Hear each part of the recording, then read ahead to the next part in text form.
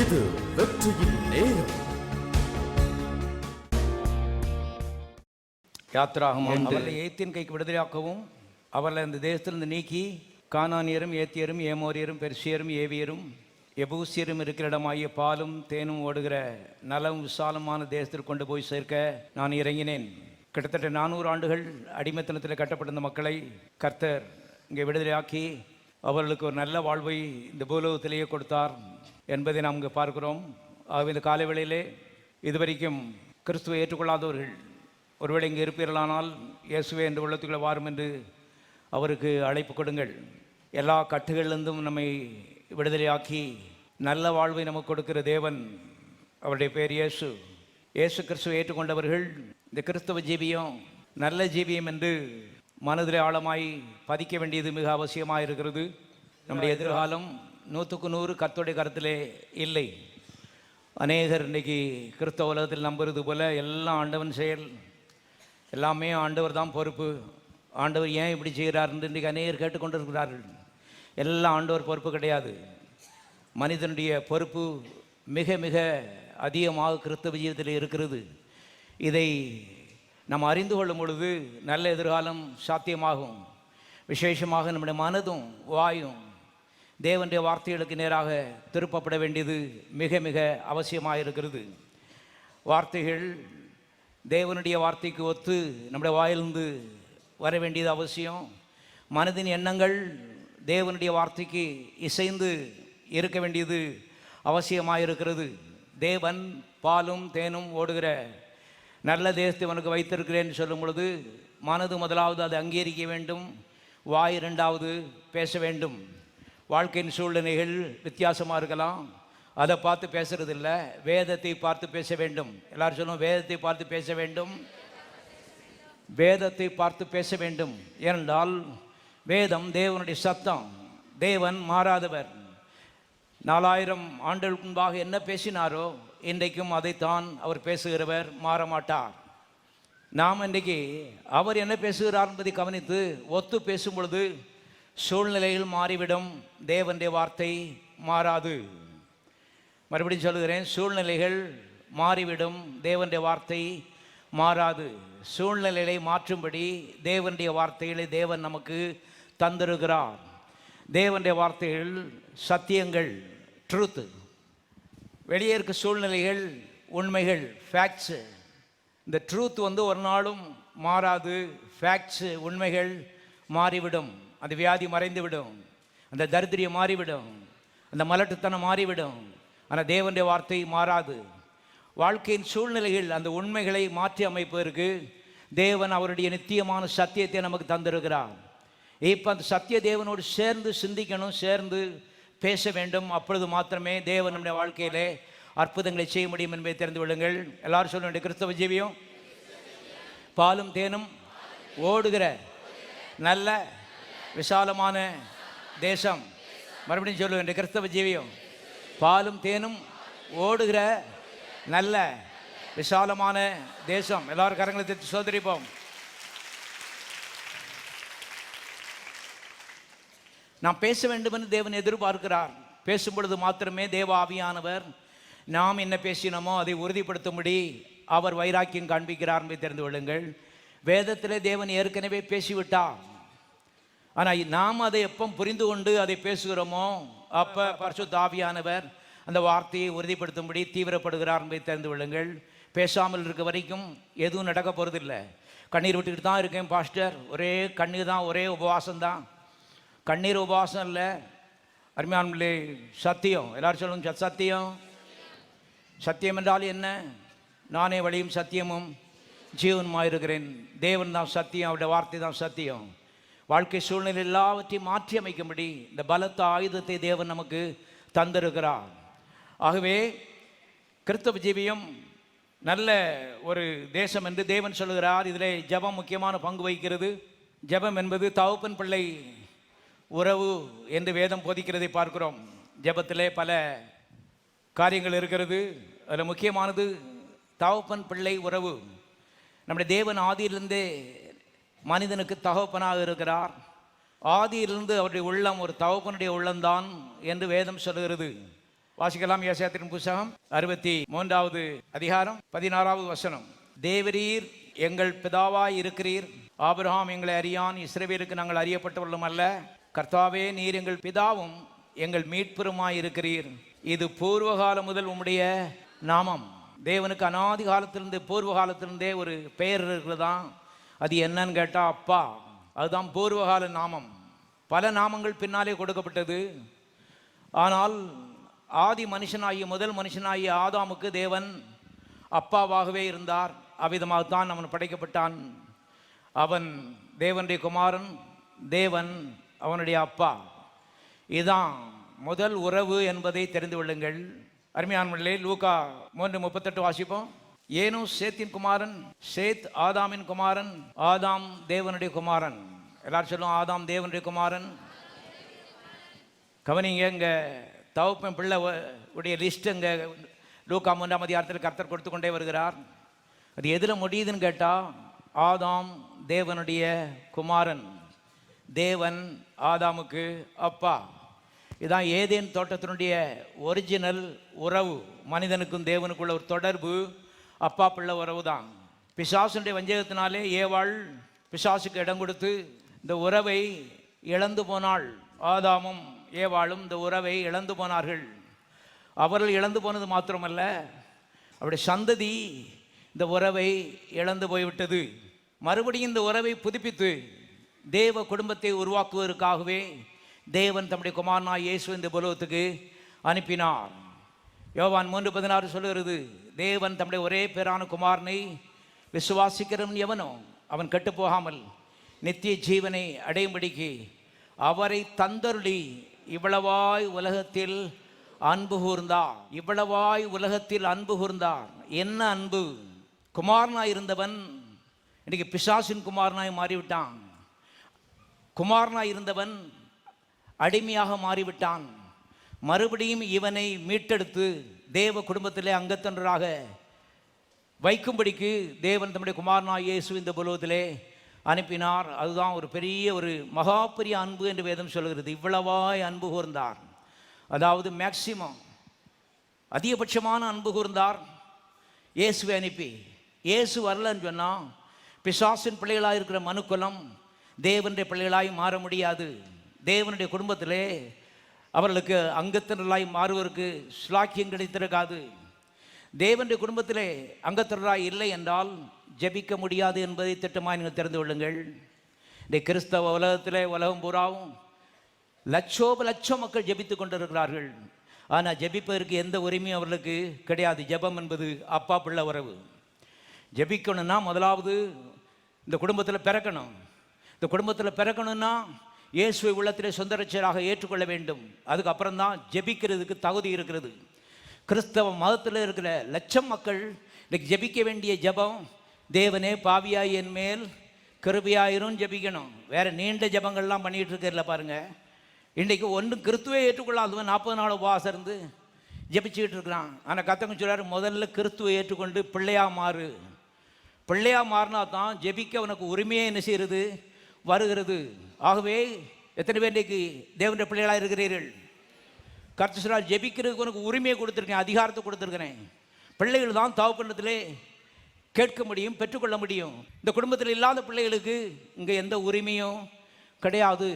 அவை தான் இந்த காலவெளியிலே கிறிஸ்துவை ஏற்றுக்கொள்ளாத ஒரு இங்கே இருப்பீர்களானால் இயேசு என்ற உள்ளத்துக்குள்ள வாரும் என்று நீங்கள் அழைக்க வேண்டியது அவசியமாக இருக்கிறது. யோவான் 1:12 சொல்லுகிறது, அவருடைய நாமத்தின் மேல் விசுவாசம் உள்ளாய் இயேசுவை ஏற்றுக்கொண்டவர்கள் எத்தனை பேர்களோ அத்தனை பேரிலும் தேவனுடைய குமாரராகும்படி, பிள்ளைகள் ஆகும்படி தேவன் அவர்களுக்கு அதிகாரம் கொடுத்தார். இயேசுவை ஏற்றுக்கொண்டுள்ள எத்தனை பேர்களோ அத்தனை பேர்களும் அழகாக எழுதப்பட்டிருக்கிறது. யாரோ எவரோ, ஆம்பளையோ பொம்பளையோ, இயேசுவை ஏற்றுக்கொண்டுள்ள எத்தனை பேர்களோ அத்தனை பேரிலும் தேவனுடைய பிள்ளைகள் ஆகும்படி அவர்களுக்கு உரிமையை கொடுத்தார் என்று எழுதப்பட்டிருக்கிறது. ஆகவே இயேசுவை ஏற்றுக்கொண்டவர்களுக்கு ஒரு உரிமை இருக்கிறது, ஒரு அதிகாரம் இருக்கிறது. அது என்னன்னு சொன்னால், இந்த தேவனுடைய குடும்பத்தில் நான் ஒரு அங்கத்தினன், எனக்கு இங்கே ஒரு உரிமை இருக்கிறது, சொத்து இருக்கிறது, இங்கே எனக்கு ஒரு பங்கு இருக்கிறது. இந்த அறிவு முதலாவது ரட்சிக்கப்பட்டவர்களுக்கு வர வேண்டியது அவசியமாக இருக்கிறது. ஏனென்றால் பங்கு இருக்கலாம், ஆனால் பங்கை குறித்து இந்த அறிவும் இல்லைன்னு சொன்னால் ஒரு நாள் நம்ம அதை கேட்க போகிறதும் இல்லை, வாங்க போகிறதும் இல்லை. பிச்சைக்கார பிள்ளைகளுக்கு எந்த பங்கும் இல்லை. அதுக்கு பழைய கஞ்சி தான் பங்கு. பழைய கஞ்சி ஊற்றி விரட்டி அடிச்சுடுவாங்க ஓடுன்னு. ஆனால் தான் கெஞ்சுகிறோம் ஆண்டவரே, மன்றாடுகிறோம் ஆண்டவர்னு பிச்சை எடுக்கிற மாதிரி ஜெபிக்கக்கூடாது, அதுக்கு பதில் வராது. இதை நம்ம கடுசாக பேசலை, சத்தியத்தை பேசி கொண்டிருக்கிறோம். வாழ்நாளெல்லாம் கெஞ்சு கொண்டு இருந்தாலும் ஒன்றும் கிடைக்காது, பழங்கஞ்சி தான் கிடைக்கும். ஆனால் பங்கு வேண்டுமானால் பிள்ளைகளை மாதிரி என்ன செய்யணும்? ஜெபிக்க வேண்டும். அது பெருமை கிடையாது, அது தேவன் கொடுத்திருக்கின்ற உரிமை. அந்த உரிமையில் தான் பிள்ளைகள் அருமையால் ஜெபிக்க வேண்டும் என்று தேவன் எதிர்பார்க்கிறார். ஆகவே மாறிக்கொள்ள வேண்டியது அவசியமாக இருக்கிறது. கிறிஸ்தவ ஜீவியம் மாறிக்கொண்டே போகிற ஒரு அனுபவம். அநேக இடத்துல பிரசங்கிக்கப்படாத சத்தியம் இங்கே பிரசங்கிக்கப்படுகிறது. கிறிஸ்தவ ஜீவியம் கடவுளை மாத்திரம் முயற்சி கிடையாது. எல்லாரும் நீ கடவுளை மாத்திரம் முயற்சியில் தான் இருக்காங்க. கர்த்தர் சொல்லிட்டார், நான் கர்த்தர், நான் மாறாதவர், மாறவே மாட்டேன், எனக்கு மாற்றம் தேவையில்லை, நீ தான் மாறிடணும். கிறிஸ்தவ ஜீவம் என்பது மனிதன் கொஞ்சம் கொஞ்சமாக மாறி தேவனுக்கு ஒப்பாக, அவருடைய குமாரனுக்கு ஒப்பாக மாறுகிறான். இதுதான் இந்த அழைப்பு என்பதை நீங்கள் தெரிந்து கொள்ளுங்கள். ஆகவே எந்த சந்தர்ப்பத்திலும் ஒரு பிரச்சனை வரும்போது, கர்த்தாவே உம்மட்டும் எந்த பிரச்சனையும் கிடையாது, ஏதோ என்கிட்ட சில மிஸ்டேக்ஸ் என்ன செய்யுது இருக்குது, பயமாக இருக்கலாம், அவிசுவாசமாக இருக்கலாம், கவலையாக இருக்கலாம், அது சுய பரிதாபமாக இருக்கலாம். ஆனால் இவையெல்லாம் பெரிய மாற வேண்டிய விஷயங்கள், பிசாசுடைய ஒரு காரியங்கள் என்பதை நீங்கள் தெரிந்து கொள்ளுங்கள். இதனாலேயே அநேக ஆசீர்வாதங்கள் தடைப்பட்டு போகிறது. நம்ம யோசிக்கிறோம், கவலை தானே, கவலைப்படாமல் யார் இருக்க முடியும்? வீட்டுக்கு வீடு வாசப்படி எல்லாரும் கவலைப்படுறாங்க, நாங்களும் கவலைப்படுறோம். பதில் தான் வராது. திட்டமாய் தெரிந்து கொள்ளுங்கள். நீங்கள் வேசித்தனம் பண்ண வேண்டிய அவசியம் இல்லை, கொலை பண்ண வேண்டிய அவசியம் இல்லை. கவலைப்பட்டு கொண்டே இருங்கள், பதில் என்ன செய்யாது? வராது. சத்துரு இப்படி தான் போட்டு அமுக்குறான் ஆட்களை. அவன் மகாபெரிய தந்திரவாதி, கொலை பண்ணுறது சொல்ல மாட்டான், ஆனால் கவலைப்படு, ஏன்னா உன்னை நீ பெற்றுக்கொள்ள போகிறது இல்லை. ஆகவே இந்த நாட்களில் மாறிக்கொண்டே வர வேண்டியது அவசியமாக இருக்கிறது. மாற்றும் ஆண்டவரே, இரத்தத்தினால கழுவும், ஆவியான உதவி செய்யுங்க, மாறிக்கொண்டே வர எனக்கு உதவி செய்யும். ஆழமாய் தாழ்த்தி ஒப்பு கொடுக்கும் பொழுது அருமையானுடைய போக போக ஜெபங்களுக்கு பதில் அதிகமாய் அருமையான நம்முடைய வாழ்க்கையிலே நான் பெற்றுக்கொள்வோம் என்பதை தெரிந்து கொள்ளுங்கள். ஆகவே பிள்ளைகள் என்ற ஒரு உரிமையை தேவன் நமக்கு தந்திருக்கிறார். வாசிக்கலாம், ரோமர்கள் நிருபம், ரோமர் 8:17. நாம் பிள்ளைகளானால் சுதந்திரமாமே, தேவனுடைய சுதந்திரம் கிறிஸ்துவுக்கு உடன் சுதந்திரமாமே. போதும், பிள்ளைகளானால் சுதந்திரமாமே. அர்த்தம் என்னன்னு கேட்டால், தேவனுடைய குடும்பத்தில் நீ ஒரு பிள்ளைன்னு சொன்னால் உனக்கு இந்த குடும்பத்தில் ஒரு பங்கு இருக்கிறது. எல்லாரும் சொல்லுவோம், எனக்கு ஒரு பங்கு இருக்கிறது. போன வாரத்தில் சொன்னதை சொல்கிறேன். ஒருவேளை நீங்கள் பிறந்த குடும்பத்தில் உங்களுக்கு பங்கு இல்லாமல் இருக்கலாம், இங்கே கண்டிப்பாக பங்கு என்ன செய்கிறது? இருக்கிறது. இங்கே கண்டிப்பாக நிச்சயமாக பங்கு இருக்கிறது. என்ன அருமையான ஒரு சிலாக்கியம். சாத்தாண்டிக்கு அநேர வெளியே வனாந்தரத்தில் சுத்த விட்டுருக்கான் பாருங்க. இன்றைக்கு இது கிறிஸ்தவ மதம், நம்ம பக்கத்தில் போயிடக்கூடாது. இது கிறிஸ்தவ மதம் கிடையாது, கிறிஸ்தவ ஒரு மதமே கிடையாதுயா. இது தேவனாயு கர்த்தர் அப்பா, நம்ம பிள்ளைகள். இந்த குடும்பத்தில் ஏராளமான சொத்து சுதந்திரம் இருக்கிறது. வர்ற எல்லாருக்குமே குட் நியூஸ், இதுதான் காஸ்பல்னு கர்த்தர் சொன்னார் போட்டிருக்கு, நற்செய்தி. ஏன்னா அங்கே பங்கு இருக்குது. நிறையா கோயில்கள் இது சொல்லிக் கொடுக்கறது இல்லை, ஆனால் இங்கே நாங்கள் உங்களுக்கு சொல்லிக் கொடுக்குறோம். அதுமாதிரி கர்த்தர்ட்ட வந்தால் லாபம்தான், ஒரு நாள் நஷ்டமே கிடையாது. இந்த உலகத்தில் லாபம், வரப்போகிற உலகத்தில் லாபம். கர்த்தர் சொல்றார், இந்த உலகத்தில் ஒரு பங்கு இருக்குது, அந்த உலகத்தில் உனக்கு ஒரு பங்கு இருக்கிறது. எல்லாமே நல்ல பங்கு, கர்த்தர்கிட்ட கெட்ட பங்கே கிடையாது. எல்லாரும் கரங்களை தட்டி சோதரிப்போம்.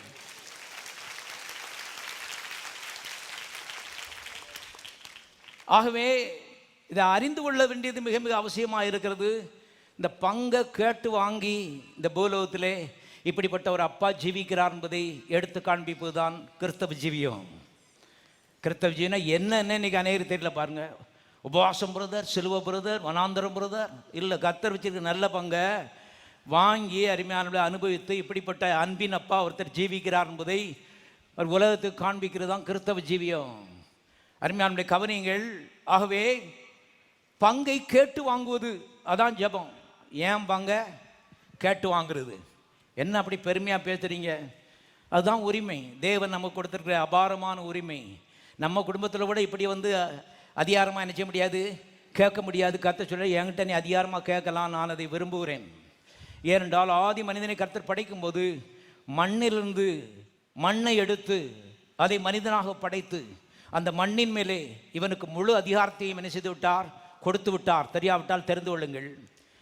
மண்ணிலிருந்து மண்ணை எடுத்து 6 அடி பொம்மையாக உருவாக்கி இந்த 6 அடி மனிதனுக்கு அகில பூமியில் உள்ள அதிகாரத்தையும் கர்த்தர் முற்றிலுமாய் கொடுத்து விட்டார் எழுதப்பட்டிருக்கிறது. அப்படிதான் மனிதன் படைக்கப்பட்டிருக்கிறான். கொஞ்சம் நான் வச்சுக்கிறேன், கொஞ்சம் நீ வச்சுக்கிறேன்னு கருத்து சொல்லலை. முழு அதிகாரத்தையும் நம்முடைய சாயலிலே மனிதனை உருவாக்குவோமாக. அவர்கள் பூமியை என்ன செய்வார்கள்? ஆண்டு கொள்வார்கள். கர்த்தர் சொன்னார், நான் வானத்துக்கு பூமிக்கு ராஜா, நீதான் பூமிக்கு ராஜா. ஆகவே முழு அதிகாரமும் ஆதியாமத்திலே மனிதனுக்கு கொடுக்கப்பட்டிருக்கிறது. இழந்து போனான், மறுபடியும் அதே அதிகாரத்தை மனிதனுக்கு மீட்டு கொடுக்கும்படி இயேசு இந்த பூலோகத்திலே வந்தார். ஒரு மதத்தை ஸ்தாபிக்கிறதுக்கு இல்லை. ஆகவே அதிகாரம் அருமையானவர்களே நம்ம கொடுக்கப்பட்டிருக்கிறது. அந்த அதிகாரத்தோடு நாம் இந்த நம்முடைய பங்கை ஜெபத்திலே பெற்றுக்கொள்ள வேண்டும் என்று தேவன் எதிர்பார்க்கிறார். ஒரு விசுவாசம் இன்றைக்கு அதிகாரமாக அதிகாரம்னு சொன்னால் அருமையானவர்களே ஆண்டவர் மேலே அதிகாரம் பண்ணுறதில்ல, நமக்கு கொடுக்கப்பட்டிருக்கிறது உரிமையை நிலைநாட்டுகிறது. ஏவாள் அதை நிலைநாட்டலை பாருங்கள். ஒரு பேக்கு கர்த்தர் சொல்லி கொடுத்தாரு. ஏவாள் ஒரு பாவி கிடையாது, அவள் ஒரு பேக்கு. பேதை பாருங்கள். பேதைகள் நெடுக போய் என்ன செய்யப்படுகிறார்கள்? தண்டிக்கப்படுகிறார்கள் போட்டிருக்கு. அவளுக்கு தண்டனை வந்துருச்சு. ஏன்னா கர்த்தர் அவளுக்கு ஒரு பெரிய அதிகாரத்தை கொடுத்துருந்தாரு. அதெல்லாம் ஒன்றுமே அதை பற்றி சிந்திக்கவே இல்லை. சும்மா உட்காந்துருந்தா. அவன் வந்துட்டான். தேவனுடைய வார்த்தையை இந்த வாயில் வச்சு பேசுறதுக்கு பதிலாக பிசாசுக்கிட்ட அவனுடைய வார்த்தையில் என்ன செய்யிட்டு இருந்தா? பேசிக்கிட்டு இருந்தா. வேற எந்த பெரிய பாவமும் செய்யலை. நாம் சொல்லுகிற எந்த பெரிய பாவத்தையும் ஏவாள் செய்யவில்லை. ஆனால் எல்லாத்தையும் இழந்து போயிட்டா. ஏன்னா அதிகாரத்தை குறித்த எந்த உணர்வும் அவளுக்கு இல்லை. அதுதான் மகா பெரிய குற்றம், ஏதேன் தோட்டத்தினுடைய குற்றம். எனக்கு இந்த குடும்பத்தில் ஒரு அதிகாரம் இருக்கிறது. தேவன் எங்கள் அப்பா, நான் அவர்கிட்ட கேட்டு பெற்றுக்கொண்டு அந்த அதிகாரத்தினாலே ஆளுகையை இந்த உலகத்திலே நாட்ட வேண்டும் என்ற உணர்வெல்லாம் அவளுக்குள்ள ஒன்றும் இல்லை. சும்மா இருந்த ஒரு அம்மா என்கிட்ட ஒன்று சொன்னா பாருங்க, பாஸ்டர் நான் ஒரு பாவம் செய்யலை பாஸ்டர், சும்மா தான் இருந்தேன், எனக்கு இப்படி வந்துருச்சு அப்படின்னாங்க. நான் சொன்னேன், சும்மா இருந்தது தான் பாவம். உங்கள் பாட்டி ஏவாள் சும்மா தான் இருந்துச்சுதா இருந்தா, வேற ஒன்றும் அவ செய்யலை, பொடி கூட போடலைங்க. இன்னைக்கு கிறிஸ்தவர்கள் சொல்லுது எந்த பாவத்தையும் அவ செய்யலை, விழுந்து போனா கீழே. சும்மா இருக்கிறது தான் பாவம். உணர்வு இல்லாமல் அருமையான கர்த்தர் நம்ம கொடுத்துருக்க இந்த அதிகாரத்தை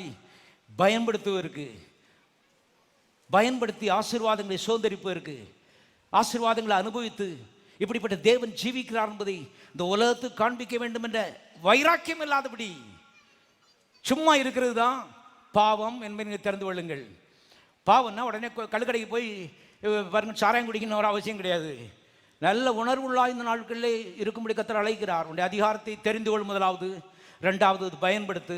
இந்த அதிகாரத்தோடு உடைய பங்கை வாங்கி இந்த ஆசீர்வாதங்களை அனுபவித்து இப்படிப்பட்ட அப்பா உயிரோடு இருக்கிறார் என்பதை இந்த உலகத்துக்கு காண்பிக்க வேண்டும் என்று வைராக்கியம் உள்ள பற்றி எரியட்டும்.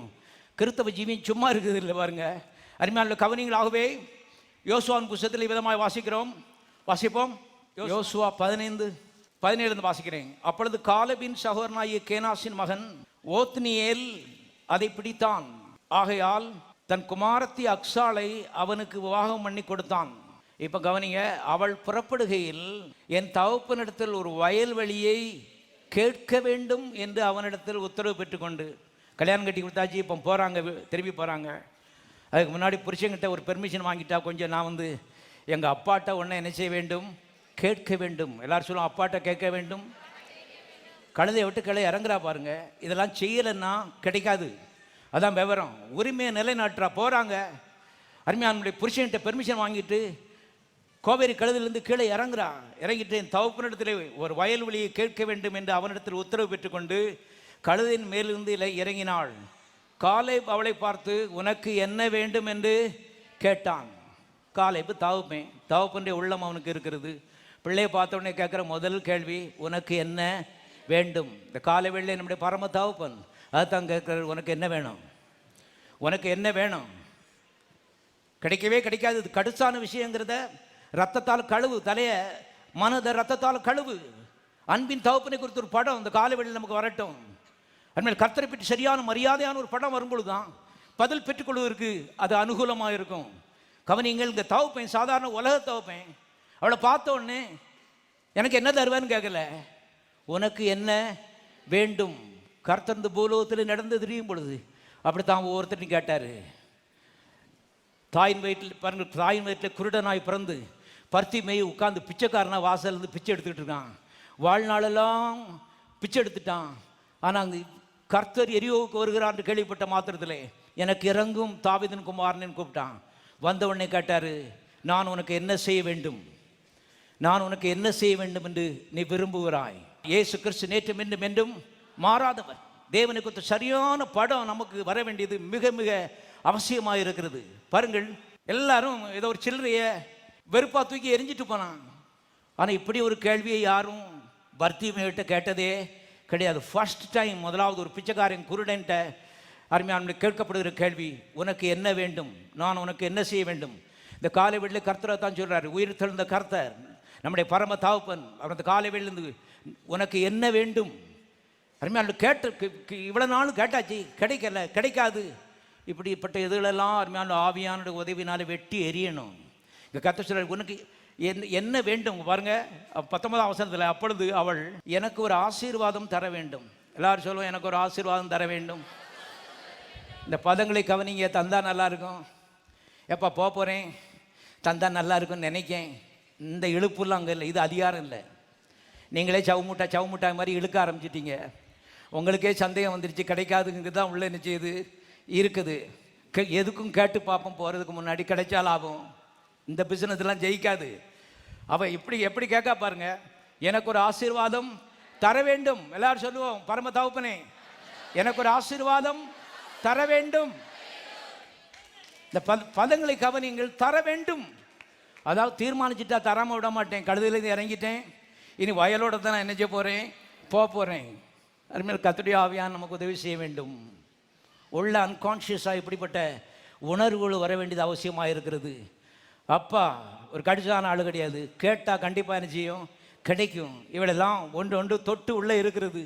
ஆகவே எனக்கு ஒரு ஆசீர்வாதம் தர வேண்டும், எனக்கு வறட்சியான நிலத்தை தந்தீர். ஏற்கனவே உன்னை கொடுத்துருக்கான், அதில் இவளுக்கு திருப்தி இல்லை. சரி கிடைச்சது போதும் அப்படின்னு சொல்லி போகலை. அப்பாட்ட இன்னும் கேட்டால் கண்டிப்பாக என்ன செய்யும், கிடைக்கும்ங்கிற நம்பிக்கையில் பாருங்க அவர் சொல்கிறா, எனக்கு வறட்சியான நிலத்தை தந்தீர், நீர்ப்பாய்ச்சலான நிலத்தையும் எனக்கு தர வேண்டும். எல்லாரும் சொல்லணும், தர வேண்டும், தர வேண்டும். ஜெபம் எப்படி இருக்கு பாருங்க, தர வேண்டும். அருமையில் கேட்டு வைப்போம், கிடைச்சா லாபம் தான். இப்படி தான் கிறிஸ்தவ உலகத்தில் லட்சம் மக்களுடைய மனநிலை இருக்கிறது. அது ஜெபமே கிடைக்காது. ஈர்மனமுள்ளவன் தன் வழியெல்லாம் நிலையற்றவனாயிருக்கிறான். அப்படிப்பட்ட மனுஷன் கர்த்தரிடத்திலிருந்து எதையாவது பெற்றுக்கொள்ளலாம் என்று நினையாதிருப்பானாக. There are certain rules and regulations. சில விதிகள் இருக்கிறது என்பதை கவனியுங்கள். எப்படியும் ஜெபிக்கலாம், எல்லாம் ஜெபந்தான் கிடையாது. இருமனமுள்ளவன் தன் வழியிலெல்லாம் நிலையற்றவனாயிருக்கிறான். அவன் காற்றினால் அடிபடுகிற கடல் அலைக்கு ஒப்பாயிருக்கிறான். அப்படிப்பட்ட மனுஷன் கர்த்தரிடத்திலிருந்து எதையாவது பெறலாம் என்று நினையாதிருப்பானாக பைபிளில் போட்டிருக்கு. அவன் வேசித்தனம் பண்ணலை, கொலை பண்ணலை, நல்லவன் தான். ஆனால் ஜெபத்துக்கு பதில் வராது. ஜெபத்துக்கு பதில் வருவது ஆழமான விஷயம் என்பதை தெரிந்து கொள்ளுங்கள். நல்ல ஆழமாக இறங்கி கற்றுக்கொள்ளணும், மாறணும். கர்த்தர் சொல்கிறாரு பாருங்க, டெஃபினிட்டா திட்டமாக வந்து கேட்கலாம் நீ, ஏன்னா கண்டிப்பாக பதில் தருகிற அப்பா இவர். மாற்றமே கிடையாது, பாரபட்சம் இல்லை. விசுவாசத்தோடு வருகிறவர்களுக்கு, ஒரே நோக்கமாக வருகிறவர்களுக்கு கண்டிப்பாக கொடுக்கிற ஒரு தகப்பன். ஆகவே சொல்றா பாருங்க, நீர்ப்பாய்ச்சலான நிலத்தையும் எனக்கு தர வேண்டும் என்றான். எல்லாரும் சத்தமா வாசிப்போம். அப்பொழுது அவளுக்கு மேற்புறத்திலும் கீழ்ப்புறத்திலும் நீர்ப்பாய்ச்சலான நிலங்களை கொடுத்தான். எல்லாரும் கரங்களை தட்டி சோதரிப்போம்.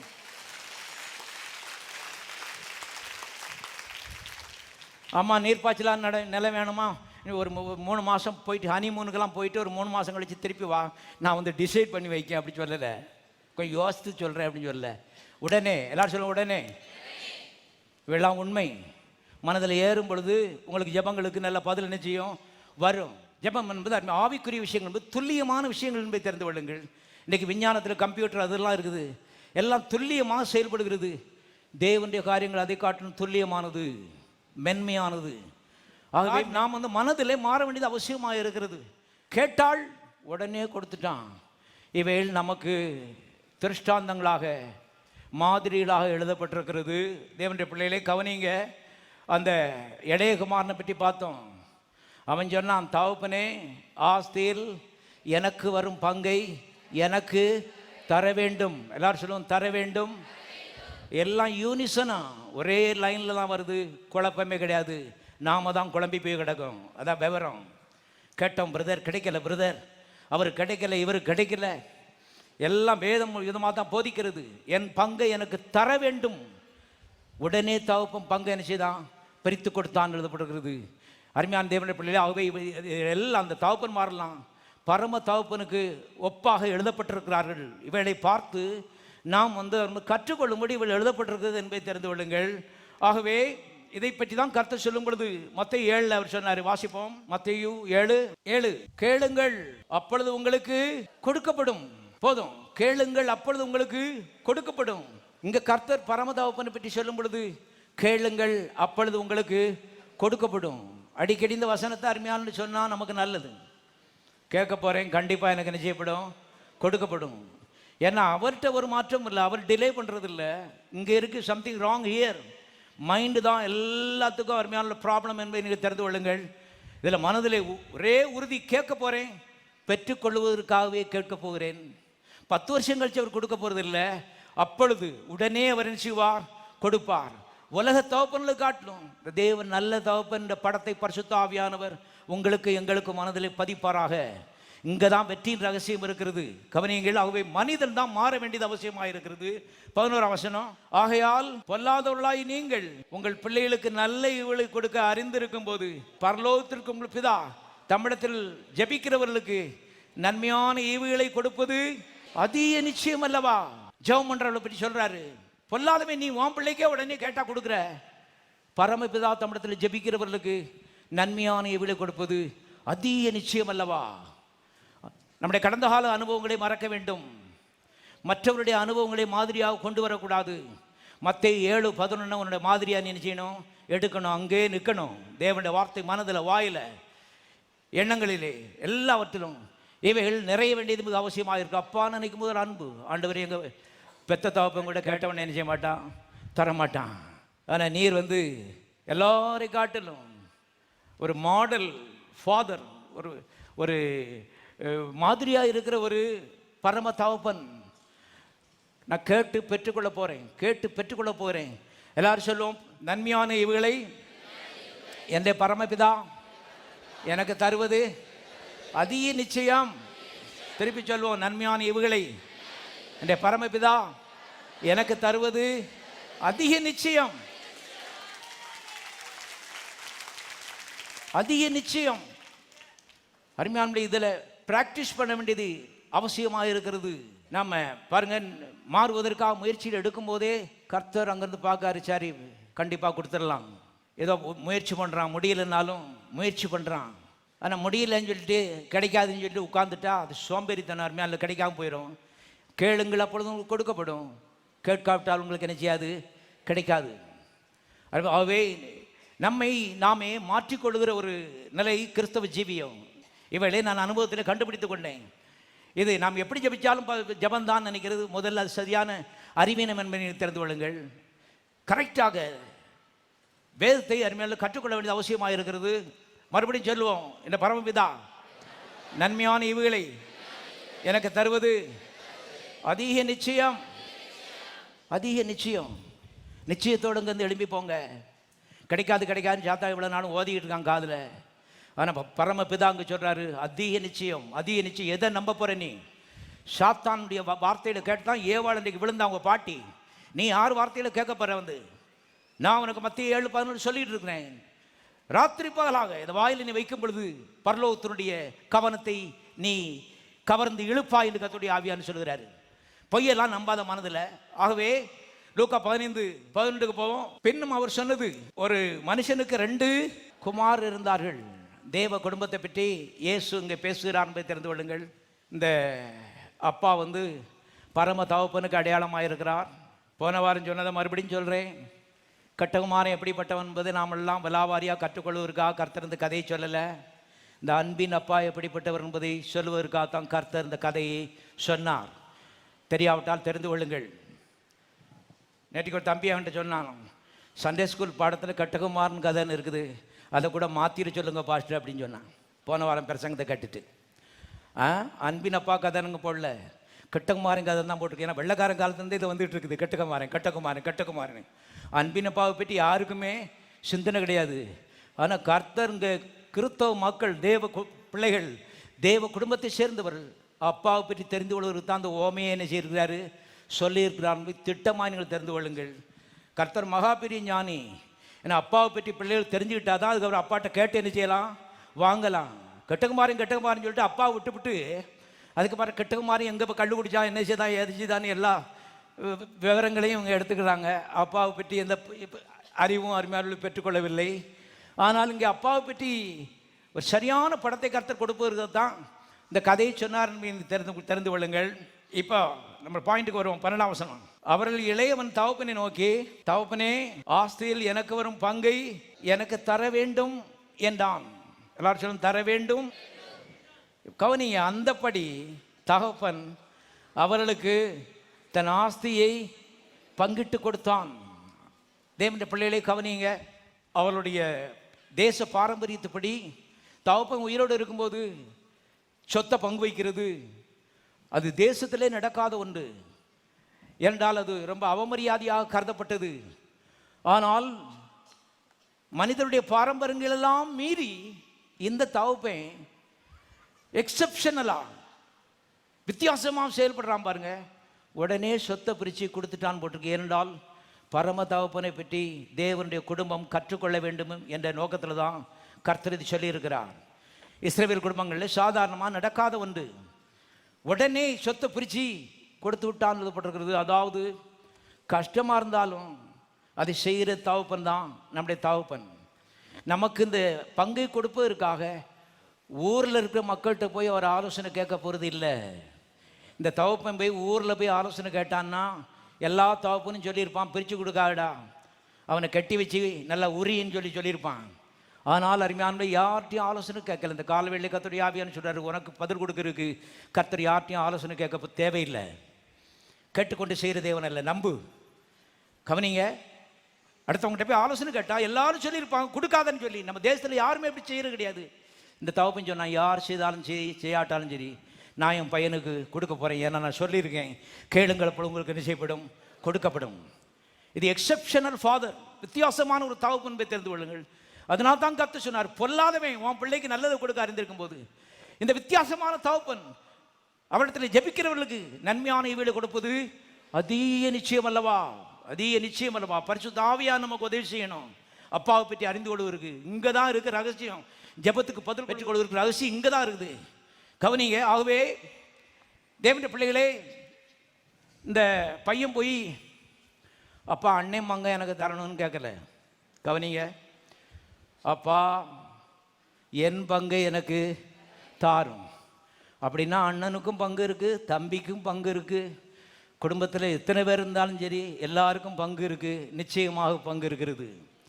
நீங்கள் அடுத்தவங்க பங்கை பார்க்க வேண்டிய அவசியம் இல்லை, பொறாமப்பட வேண்டிய அவசியம் இல்லை. இவளெல்லாம் நான் கற்றுக்கொண்டேன்.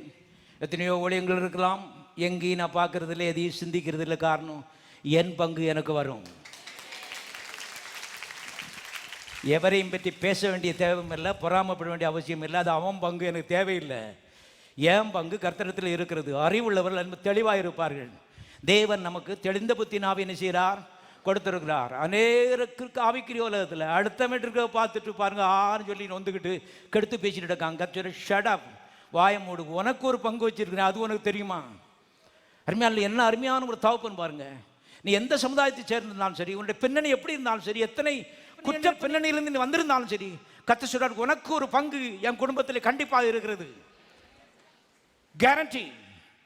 அருமையான நம்முடைய பங்கை கேட்டு வாங்கி இந்த பூலோகத்திலே இப்படிப்பட்ட தகப்பன் ஜீவிக்கிறார் என்பதை காண்பிப்பது தான் சவால். இதுதான் கிறிஸ்தவ ஜீவியத்தினுடைய அழைப்பு. பாவம் மன்னிக்கப்பட்டு உடனே பரலோகத்தில் போய் சேர்ந்துறது கிடையாது. இந்த பூலோகத்தில் நமக்கு ஒரு வேலை இருக்கிறது. நம்ம அப்பா எப்படிப்பட்டவர் என்பதை அஞ்ஞானிக்கு காண்பிக்கும்படி கர்த்தர் ரட்சித்திருக்கிறார். ஆகவே நாமே ஜெபத்துக்கு பதில் பெறவில்லை என்றால் இந்த அப்பாவை இந்த உலகத்துக்கு எடுத்துக்காட்ட முடியாது. இவளெல்லாம் உள்ள பெருகணும். செல்ஃப் சென்டர்ட்னஸ் பாருங்க. நான், மீ, மை ப்ராப்ளம் என்ற தகப்பன் அவருடைய நாமம் மகிமைப்பட வேண்டும். நீங்கள் மிகுந்த ஜெப கனியை கொடுக்கிறதுனாலே என் பிதா மகிமைப்படுவார், நீங்களும் என் சீஷராய் செய்வீர்கள், இருப்பீர்கள். ஆகவே ஜெபங்களுக்கு பதில் பெறும் பொழுது அருமையான தேவன் மகிமைப்படுகிறார். இப்படிப்பட்ட தேவன் ஜீவிக்கிறார் என்பதை உலகத்துக்கு காண்பிப்பதற்காக ஜெபத்தை தேவன் நியமித்திருக்கிறார். ஆகவே ஜெபம் என்பது ஒரு கடுசான விஷயம். இதை ஒரு மர்மம் என்று அநேகர் நம்பும் பொழுது கர்த்தர் சொல்றாரு, இல்லை, என்னை மகிமைப்படுத்துவதற்காக நான் ஒரு ஏதுவை உனக்கு கொடுத்துருக்கேன். ரொம்ப கடுசா இருந்துச்சுன்னு சொன்னால் ஏன் நாம என்ன செய்யாது, மகிமைப்படாது. இது ஈஸி. எல்லாரும் சொல்லுங்க, ஈஸி. நினைக்கிற காலத்துலையும் ஈஸி. அருமையானவர்களாகவே கர்த்தர் சொன்னார், என் நுகத்தை உங்கள் மேல் ஏற்றுக்கொண்டு என்னிடத்தில் கற்றுக்கொள்ளுங்கள்.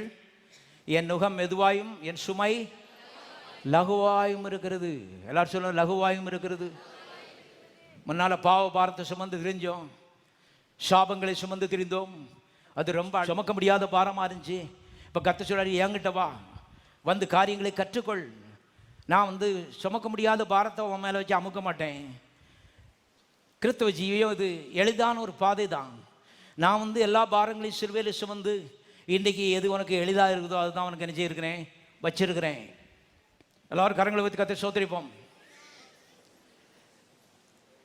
இதில் இன்னொரு பாயிண்ட் என்னன்னு சொன்னால், முக்கியமாக கவனிக்க வேண்டிய பாயிண்ட்டு, இந்த பையன் பங்கு கேட்டானே பாருங்க, அதற்காக ஒரு சொட்டு வேர்வையும் சிந்தவில்லை. ஒரு நாள் பாடுபடலை, பிரயாசப்படலை, முயற்சி பண்ணவில்லை. அப்பா எல்லாத்தையும் அருமையான பாடுபட்டு சம்பாதித்து பங்கை வித்து இப்போ சொல்கிறாரு, உனக்கு இந்த பங்குல உரிமை இருக்குன்னு சொல்கிறாரு. எப்படிப்பட்ட ஒரு அப்பா! கவனி, எந்த குடும்பத்தில் இந்த உலகத்தில் இப்படி இருக்கும்?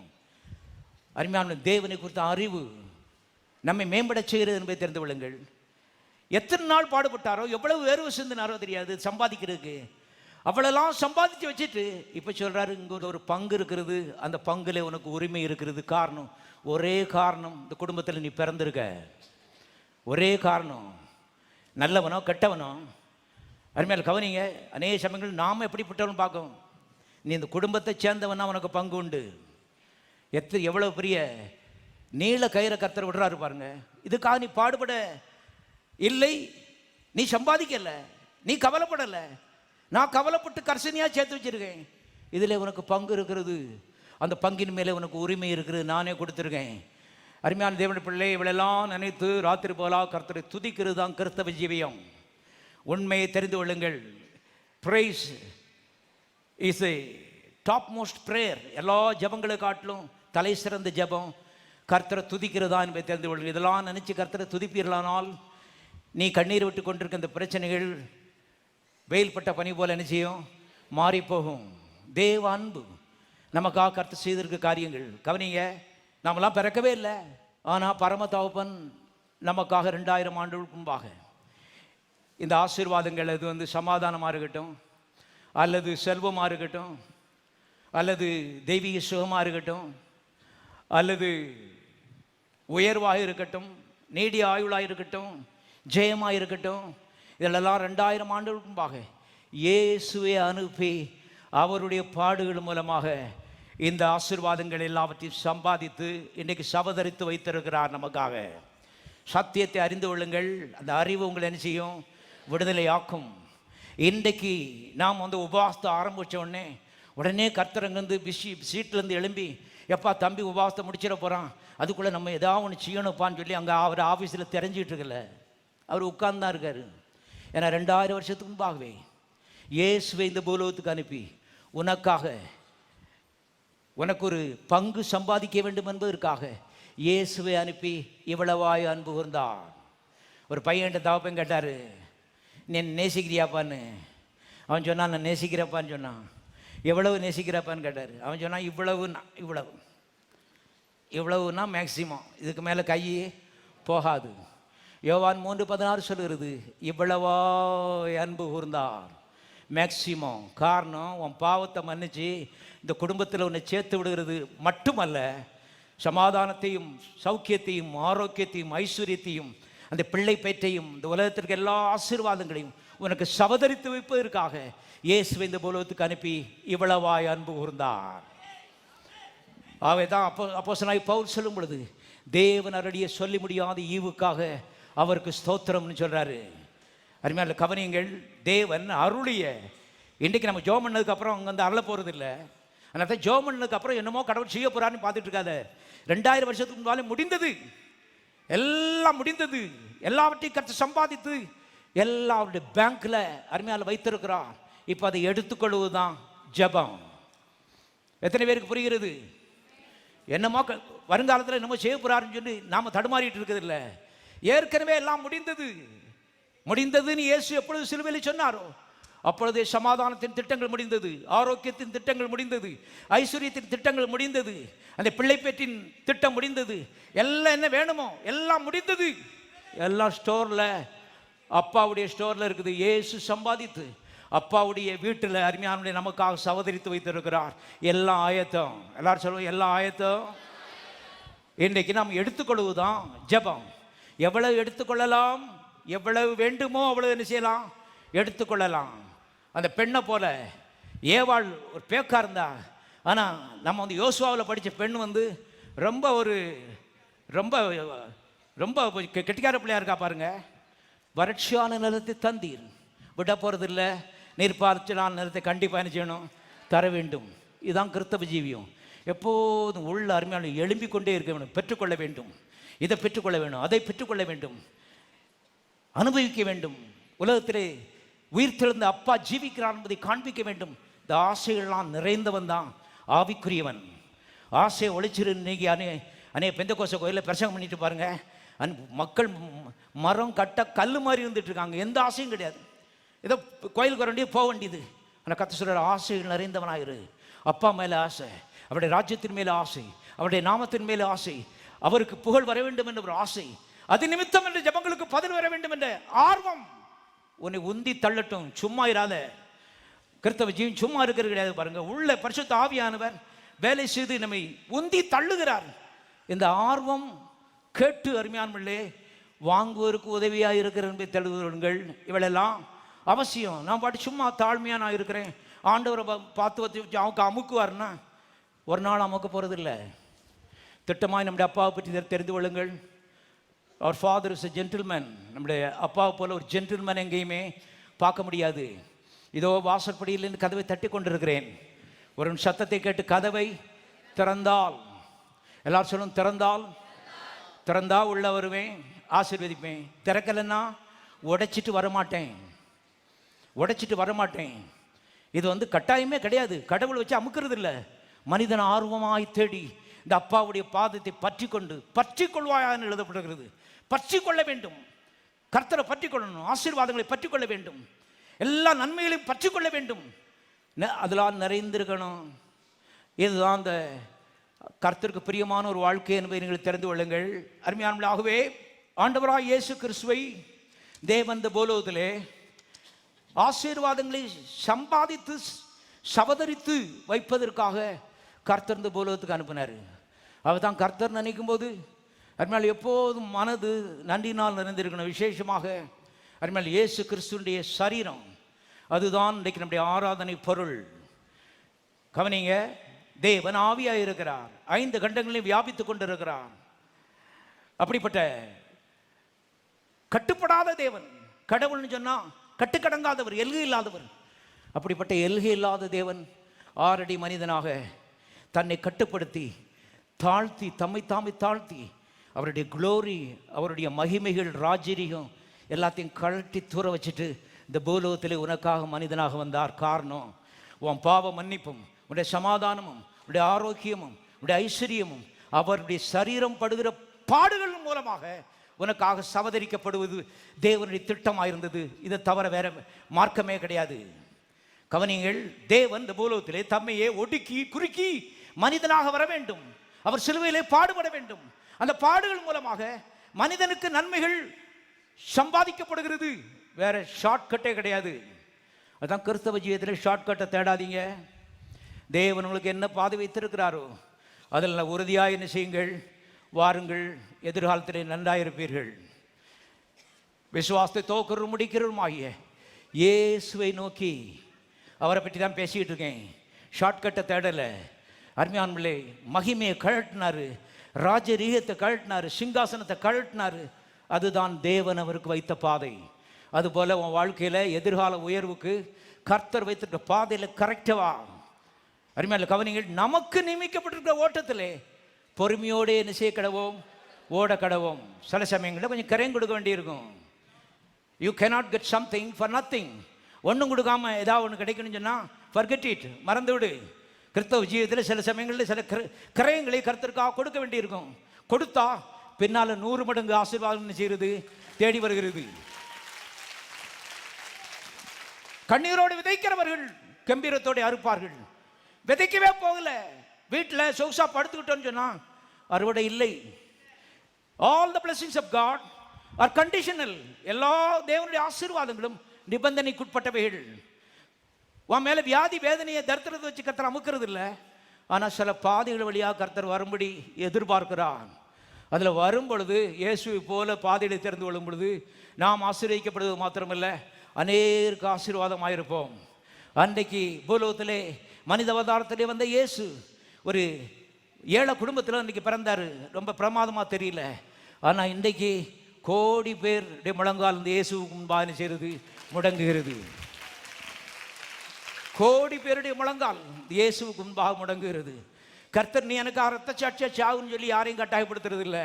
ஆனால் இயேசுவுக்கா ரத்த சாட்சியா சாகுறதுக்கு 1000 10,000 பேர் காத்து கொண்டு இருக்கிறார் இன்றைக்கு. காரணம் இந்த கிறிஸ்துவின் அன்பு. கவனிங்கள். ஆகவே கர்த்தர் கடுசான ஒரு பாதை வழியாக வர வேண்டியது அவசியமாக இருந்தது. வந்தார். எதுக்கு தெரியுமா? அவருடைய அன்பு அருமையான அவ்வளவு பெரிது. ஆகவே நாம் பாவ மன்னிப்பை மாத்திரமல்ல, எல்லா ஆசீர்வாதங்களையும் பெற்றுக்கொள்ள வேண்டும் என்ற ஒரே நோக்கத்திற்காக கர்த்தர் அருமையான இந்த பூலோகத்தில் மாம்சத்தில் வந்தார், சிலுவை ஏறினார் என்பதை தெரிந்து கொள்ளுங்கள். வாசிக்கலாம் சமாதானத்தை குறித்து. யோவான் சுவிசேஷம் 14வது அதிகாரம் 27வது வசனம். சமாதானத்தை உங்களுக்கு வைத்து போகிறேன், என்னுடைய சமாதானத்தையே உங்களுக்கு கொடுக்கிறேன். உலகம் கொடுக்கிற பிரகாரம் நான் உங்களுக்கு கொடுக்கிறதில்லை. உங்கள் இருதயம் கலங்காமலும் பயப்படாமலும் இருப்பதாக. சமாதானம் என்பது பரலோகத்தினுடைய ஒரு சொத்து. பாவம் இல்லாத ஒரு பரலோகத்தினுடைய சொத்து. பாவம் இருக்கிற இடத்துல சமாதானம் இல்லை. கவனிங்கள். ஆகவே பரலோகத்திலிருந்து கர்த்தர் சமாதானத்தை நமக்காக கொண்டு வந்தார். அதை நமக்கு பண்டமாற்று செய்ய வேண்டுமானால் நம்முடைய பாவங்கள் தண்டிக்கப்படும் போது மாத்திரமே அந்த சமாதானத்துக்கு நாம் உரியவர்களாக இருப்போம். ஆகவே மனிதனை தகுதிப்படுத்தும்படி மனிதனுடைய பாவங்களை கர்த்தர் தன்மையிலே அள்ளி போட்டு கொண்டார் சிலுவையிலே. ஆதாமுடைய காலம் தொட்டு மனிதன் செய்த எல்லா பாவங்களையும் கர்த்தர் தம்முடைய சரீரத்திலே அவர் ஏற்றுக்கொண்டார் என்று எழுதப்பட்டிருக்கிறது. கோடி கோடி மக்கள் ஒரு சரீரம். நீ யோசித்து பாருங்க.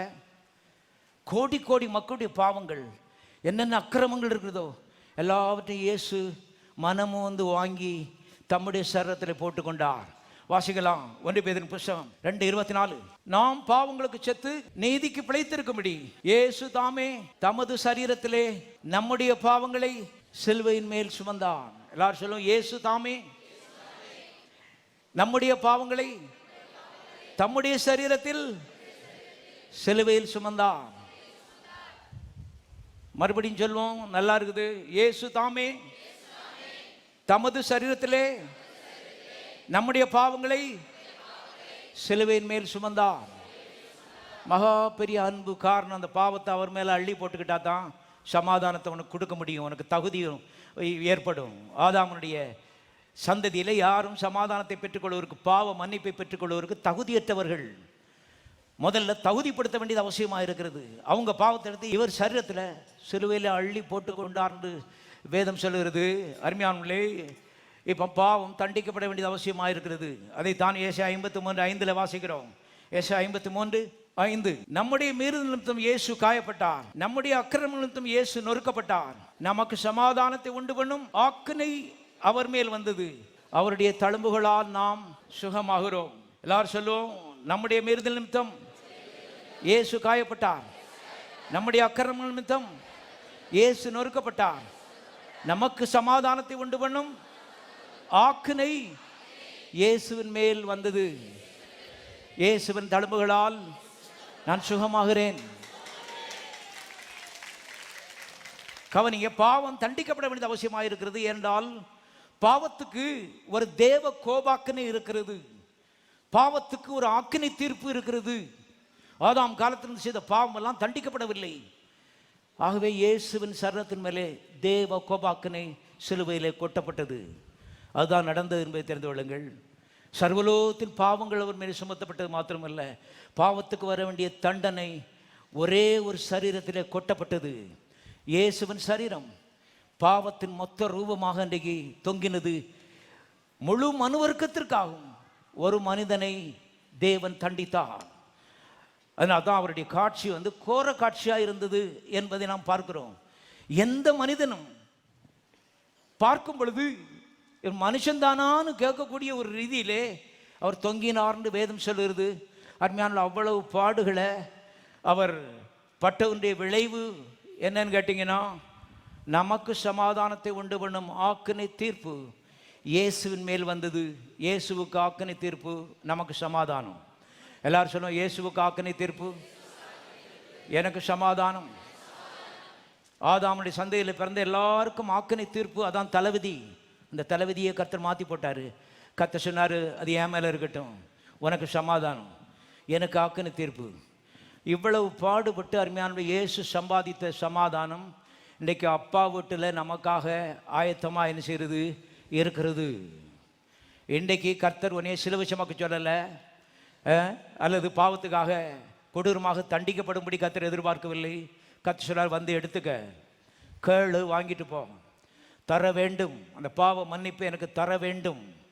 நான் ஒண்டாப்பில் செய்த பாவத்தெல்லாம் அறிக்கையிட்டு இருக்கேன் ஆண்டவரேன்னு அறிக்கையிட்டு இருக்காத, அதெல்லாம் அறிக்கையிடாத, குப்பையில் தூக்கி போடு. அது ஆண்டவர் பரிசுத்த தேவனுடைய சமூகத்தில் நம்ம செய்த பாவங்களெல்லாம் கொண்டு வரிசையாக சொல்லிக்கிட்டு இருக்கக்கூடாது, பீடி கஞ்சான்னு பேசிகிட்டு இருக்கக்கூடாது. தேவ சமூகமே தீட்டுப்பட்டு போகும். அங்கே பாவ மன்னிப்பை எனக்கு தர வேண்டும். இயேசுவே நீர் ஆண்டவர், நான் உங்கள் உள்ளத்தில் என்ன செய்கிறேன், ஏற்றுக்கொள்கிறேன். பாவ மன்னிப்பை எனக்கு தர வேண்டும். அவ்வளோதான் கர்த்தர் சொல்கிறாரு, மன்னிப்பும் சமாதானமும் உன்னுடையது, போ, இலவசம். ஆனால் இது சும்மா ஒன்றும் இல்லை, இயேசுப்பட்ட பாடுகள் மூலமாக என்ன செய்யப்பட்டிருக்கிறது, சம்பாதிக்கப்பட்டு உனக்காக நான் சேர்த்து வச்சிருக்கேன். ஒரு விதத்தில் இயேசுவை காட்டிலும் நான் உன்னை அதிகமாக நேசிக்கிறேன். ஏன்னா இயேசுவை பாடுகளுக்கு உட்படுத்தி உனக்கு லாபத்தை சம்பாதிச்சு வச்சிருக்கிறேன். நன்றி உள்ளவளாயிரு, நன்றி உள்ளவனாயிரு. இந்த ஒன்று தான், நன்றி நிறைந்த ஒரு உள்ளம், மனது தேவ அன்பினாலே நன்றினால் நிறைந்திருக்கட்டும். அருமையானவர்களே, உண்மையான விசுவாசிகள் அவர்கள் தான். இவர்களுக்கு ஒரு குறைவுமே இருக்காது என்பதை திட்டமாக நீங்கள் தெரிந்து கொள்ளுங்கள். நன்றி நிறைந்த ஒரு வாழ்க்கை எப்போதும். பொதுவாக பாருங்கள், மனுஷன் சொல்லும்போது தன்னை தான் அதிகமாக நேசிக்கிறான். செல்ஃப் சென்டர்னஸ், ஏன் வேதனை, ஏன் கஷ்டம். இப்போ யோசிக்கான், கர்த்தர் அங்கேருந்து கண்ணை தூக்கி உனக்காக வேதனைப்பட்ட இயேசுவின் சரீரத்தின் மேலே நினைச்சி வை, அன்பு பெருகட்டும். வாய் உடனே சொல்ல ஆரம்பிக்கும், தேங்க்யூ ஜீசஸ், ஆண்டவரே உமக்கு நன்றி. அங்கேயே ஆசீர்வாதத்தின் வாசல் திறந்து விட்டது. அருமையான கவனிங்கள், எல்லா பிரச்சனைக்கும் பதில் மாம்சத்திலே வந்த அந்த தேவன், அப்பிக்கப்பட்ட அவருடைய சரீரம், அவருடைய பாடுகள், அவருடைய ஆக்கினை தீர்ப்பு, அவர் அடைந்த வேதனை, இதுக்குள்ள தான் உன்னுடைய பிரச்சனைக்கே தீர்வு இருக்குங்கிறது சொல்கிறாரு. சில யோசிச்சுட்டு இருக்கீங்க, எங்கே தீர்வு இருக்கு, என்ன செய்வேன்? அவர்கள் அவரை நோக்கி பார்த்து பிரகாசம் அடைந்தார்கள். அவருடைய முகங்கள் வெட்கப்படவில்லை. யாரை நோக்கி பார்த்து? பிக்கப்பட்ட அந்த இயேசு, நொறுக்கப்பட்ட அந்த இயேசு, வாதிக்கப்பட்ட இயேசு, ஆக்கினை தீர்ப்படைந்த இயேசு, நமக்காக தண்டனை அடைந்த அந்த இயேசு, அவரை நோக்கி பார்த்து பிரகாசம் அடைந்தார்கள். இருட்டு எல்லாம் என்ன செய்தது? ஓடி போகிறது. ஓடி வர்ற இடத்துல இருட்டுக்கு இடமே கிடையாது. எல்லா பிரச்சனைகளும் இருட்டினுடைய அந்த கேட்டகரி. கர்த்தர் சொல்றார், அங்கே நல்லா நோக்கி ராத்திரி போகலாம், அதை நோக்கி பார்த்தீங்கன்னா உன் முகம் நல்ல பிரகாசமாக இருக்கும். ராத்திரி பகலாக பிரச்சனை நினைச்சு முகமெல்லாம் இருட்டா போகுது. கவலை கவலை கவலை, முகம் முழுதும் இருட்டா இருக்கு. ஆளை பார்த்தாலே தெரியுது. கர்த்தர் மாறு, மாற்றி சிந்தி, மாறு, கிறிஸ்தவ ஜீவியம் மாறுகிற ஒரு அனுபவம். ஆண்டவரே உதவி செய்யுங்க, ஆவியானவரே, என் கண்ணை மனதை எடுத்து சிலுவிலே தொங்கின அந்த இயேசுவின் சரீரத்தின் மேல் பதிக்க எனக்கு உதவி செய்யுங்க. ஜெபிக்க வேண்டியது அவசியமாக இருக்கிறது. அருமையான கவனிங்கள். ஆகவே சமாதானம் அல்லது பாவ மன்னிப்பு இயேசு சம்பாதித்து அப்பா வீட்டில் சேர்த்து வச்சிருக்கிற ஒரு சொத்து, அதிலே நமக்கு பங்கு இருக்கிறது. அது மாத்திரமல்ல, தெய்வீக சுகம் என்பது இயேசு சம்பாதித்த அடுத்த ஒரு சொத்து என்பதை நீங்கள் தெரிந்து கொள்ளுங்கள். வாசிக்கலாம், மத்தேயு சுவிசேஷம் 8ஆம் அதிகாரம் 17. இயேசு தாமே நம்முடைய பலவீனங்களை ஏற்றுக்கொண்டு நம்முடைய நோய்களை சுமந்தார் என்று ஏசாயா தீர்க்கதரிசியால் உரைக்கப்பட்டது நிறைவேறும்படி இப்படி நடந்தது. எல்லாரும் சொல்லுவோம், இயேசு தாமே என்னுடைய பலவீனங்களை ஏற்றுக்கொண்டு என்னுடைய நோய்களை சிலுவையிலே சுமந்தார். கவனிங்க, நம்முடைய பலவீனங்களை வாங்கிட்டாராம். அப்போ இன்றைக்கு வியாதியாக இருக்கிறவர்கள் ஒன்றை சிந்திக்க வேணும், பலவீனம் என்கிட்ட இல்லை, அது இயேசுகிட்ட என்ன செய்கிறது இருக்கிறது. மூச்சு விட முடியல, நுரையீரலில் பலவீனமாக இருக்குது. இயேசு சொன்னார், அது ஏன் நுரையீரலில் என்ன செய்யட்டும், வரட்டும். கிட்னியில் ப்ராப்ளமாக இருக்குது, ராத்திரி பகலாக கவலை. கத்த சொல்ல, அது ஓன் கவலை இல்லை, அது ஏன்ட்ட கொடுத்துரு, அது ஏன் கிட்னியில் என்ன செய்யட்டும், வரட்டும். ஹார்ட் ப்ராப்ளம் தான் ஐயா, நேற்று டிவியில் சொன்னான். 4.5 கோடி மக்கள் இந்திய தேசத்தில் ஹார்ட் ப்ராப்ளம் இருக்குதான். 4.5 கோடி மக்களுக்கு இந்திய தேசத்தில். நமக்கு அந்த ப்ராப்ளம் இல்லை, ஏன்னா அந்த ப்ராப்ளம் தான் அவர் வாங்கிக்கிட்டாரு.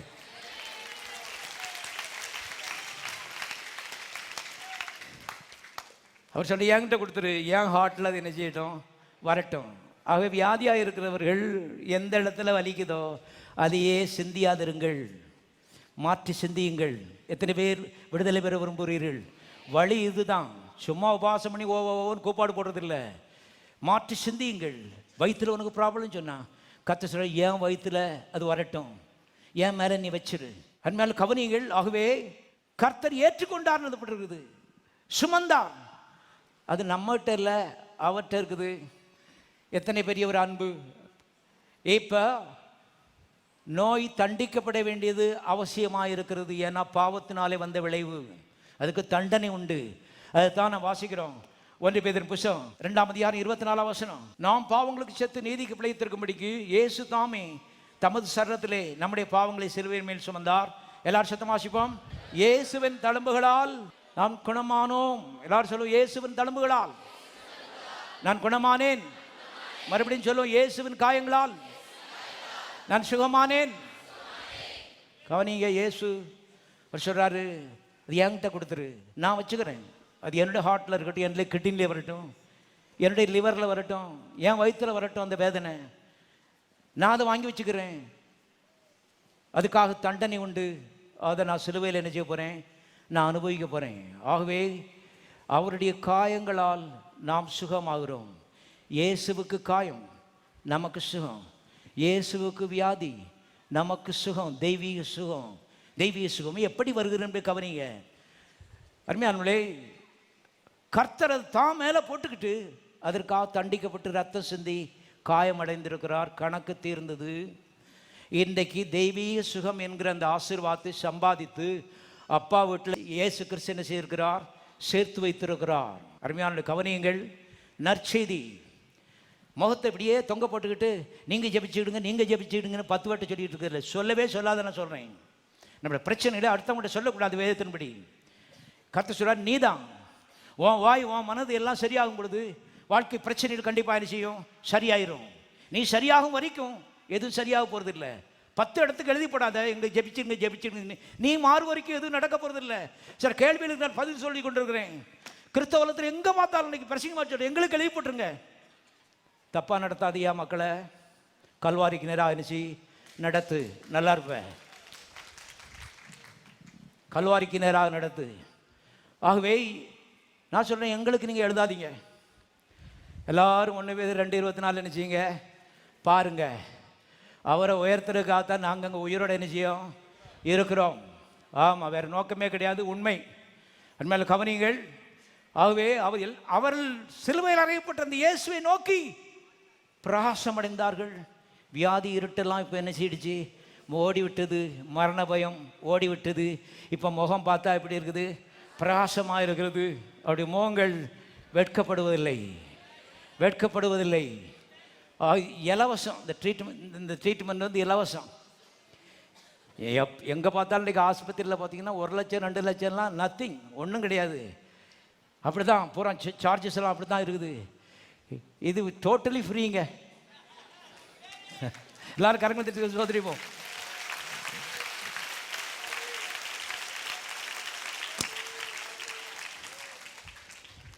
கத்த சொல்றாரு, அப்பா நீ தந்து நான் எனக்கு ஒன்று நிறைய போகிறது இல்லை, ஏராளம் எனக்கு இருக்குது. நீ நல்லா இருக்கணும், அதுதான் என்னுடைய நோக்கம். அதற்காகத்தான் சிலுவை பாடுகள். அப்பாவுடைய அன்பை அறிந்து கொள்ளுங்கள். 3ஆவதாக அருமையான ஐஸ்வர்யம். வாசிக்கலாம். 2 கொரிந்தியர் புத்தகம் 8ஆம் அதிகாரம் 9. நம்முடைய கர்த்தராகிய இயேசு கிறிஸ்துவின் கிருபையை அறிந்திருக்கிறீர்களே. எல்லாரும் சொல்லுவோம், அறிந்திருக்கிறீர்களே. ஞான அறிவு தான் அருமையான எல்லா ஆசீர்வாதங்களுக்கும் படியாக இருக்கிறது.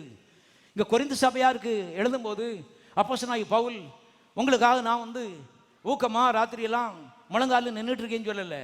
அருமையான கவனிங்க, சிலுவைக்கு நேராக திருப்புகிறான் அவனுடைய கவனத்தை. அங்கே தான் தரித்திரத்துக்கு தீர்வு இருக்குது, அங்கே தான் பாவத்துக்கு தீர்வு, அங்கே தான் வியாதிக்கு தீர்வு, அங்கே தான் தரித்திரத்துக்கும் கடன் தொல்லைக்கும் தீர்வு. சில மக்கள் நீங்கள் பார்த்தீங்கன்னு சொன்னால் அருமையானே தேவைன்னு சொல்லும்போது மக்கள்கிட்ட போய் கையை இந்த மாதிரி நீட்டிகிட்டு இருக்காங்க. நீட்டின கையை முடக்கவே இல்லை. ஆண்டுகள் 10 ஓடி விட்டது, இன்னும் கூட கொஞ்சம் நெஞ்சிட்டு இருக்காங்க, நீட்டிட்டு இருக்காங்க. நாளைக்கு இன்னும் இதை காட்டு நீட்டுவாங்க. மார்க்கமே கிடையாது. ஏன்னா அப்படி ஒரு வழியை கற்றுற வைக்கல. எல்லாரும் கையை எல்லாம் உயர்த்து காண்பிப்போம் கத்திற்கு நேராக. இப்படித்தான் உயர்த்தணும். இங்கே இருக்கவங்க, உமக்கு நேராக என் கைகளை உயர்த்துகிறேன் ஆண்டவரே. எனக்காக செல்வம் என்கிற ஒரு சொத்து இயேசுவின் கல்வாரி பாடுகள் மூலமாக அப்பா வீட்டில் ஏராளமாக சேர்த்து வைக்கப்பட்டிருக்கிறது. கடந்த காலத்தில் என்னுடைய தேவைக்கு மிக மிக அதிகமாக இயேசு அங்கே சேர்த்து வைத்திருக்கிறார். கவனிங்க, ஆகவே முதலாவது நாம் மாறணும். கையைப்படி நீட்டுற சுபாவம் இருக்க வரைக்கும் தேவன் வானத்திலிருந்து அருமையான கொட்ட முடியாது. ஏன்னா நம் நம்பிக்கையை மாம்சமான மனுஷன் மேலே என்ன செய்கிறோம், வச்சிருக்கிறோம். அருமையான கவனிங்கள், தேவன் மேலே வைக்கணும். தேவனுடைய பிள்ளைகளை ஆள் மாற வேண்டிய அவசியமாக இருக்கு. இங்கே அறிந்திருக்கிறீர்களே, குறைந்த பட்டணத்திலே தேவையுள்ள மக்கள் அநேகர் இருந்திருப்பார்கள். அவர் சொல்லும்போது, நம்முடைய கர்த்தராகிய இயேசு கிறிஸ்துவின் கிருபையை அறிந்திருக்கிறீர்களே. கிருபைன்னா அளவற்ற அன்பு. கர்த்தராகிய இயேசு கிறிஸ்துவின் அளவற்ற அன்பை அறிந்திருக்கிறீர்களே. என்ன செய்தார்? அவர் ஐஸ்வர்யம் உள்ளவராயிருந்தும் நீங்கள் அவருடைய தரித்திரத்தினாலே ஐஸ்வர்யவான் ஆகும்படிக்கு அவர் உங்கள் நிமித்தம் சிலுவையில் தரித்திரரானாரே. எல்லாரும் சொல்லுவோம், இயேசு ஐஸ்வர்யம் உள்ளவராயிருந்தும் நான் அவருடைய தரித்திரத்தினாலே ஐஸ்வர்யவான் ஆகும் பொருட்டு என் நிமித்தம் சிலுவையில் தரித்திரரானார். சொல்லு, இதை ஒரு நேரத்துக்கு 1000 நேரம் சொல்லு. இன்னைக்கு இருக்க மாதிரி இருக்க மாட்டேன், பணக்காரன் ஆயிருவேன்னு சொல்றேன்.